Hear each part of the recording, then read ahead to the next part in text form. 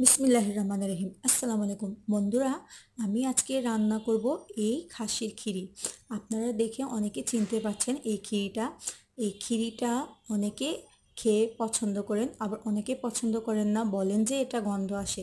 তাই আমি এখানে একটা পদ্ধতি সহ আমি এটা রান্না করব, যাতে কোনো এক্সট্রা স্মেল বা খিরির গন্ধটা না আসে। আমি সেভাবে রান্না করব। তাহলে আমি দেখিয়ে দিব। প্রথমে আমি ঘিটাকে সিদ্ধ করে নিয়েছি, ভালো করে সিদ্ধ করে পানিটাকে ফেলে দিব। যদি আপনারা দুইবার করে পানিটা ফেলে নেন তাহলে তো আরও ভালো হবে। তাহলে আমি এখানে রেসিপিতে চলে গেলাম। সিদ্ধ করে ওটা কেটে রেখেছি ধুয়ে ভালো করে। আর একদিকে আমি পেঁয়াজ, তারপরে ভেজে, তারপরে আদা রসুন বাটা, তারপরে হলুদ মরিচ সবগুলা দিয়ে পরিমাণ মতো কষিয়ে নিচ্ছি। লবণে দিয়ে দিয়েছি পরিমাণ মতো। আপনারা দেখতে পাচ্ছেন আমি এখানে অ্যাড করেছি কয় চামচ করে, আপনারা দেখে নেবেন।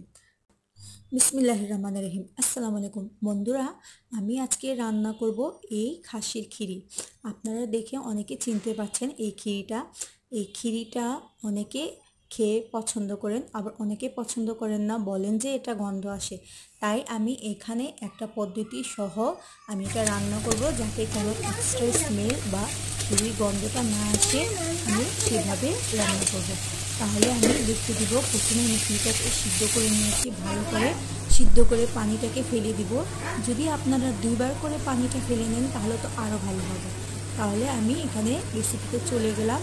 সিদ্ধ করে ওটা কেটে রেখেছি ধুয়ে ভালো করে। আর একদিকে আমি পেঁয়াজ, তারপরে ভেজে, তারপরে আদা রসুন বাটা, তারপরে হলুদ মরিচ সবগুলা দিয়ে পরিমাণ মতো কষিয়ে নিচ্ছি। লবণে দিয়ে দিয়েছি পরিমাণ মতো। আপনারা দেখতে পাচ্ছেন আমি এখানে অ্যাড করেছি কয় চামচ করে, আপনারা দেখে নেবেন।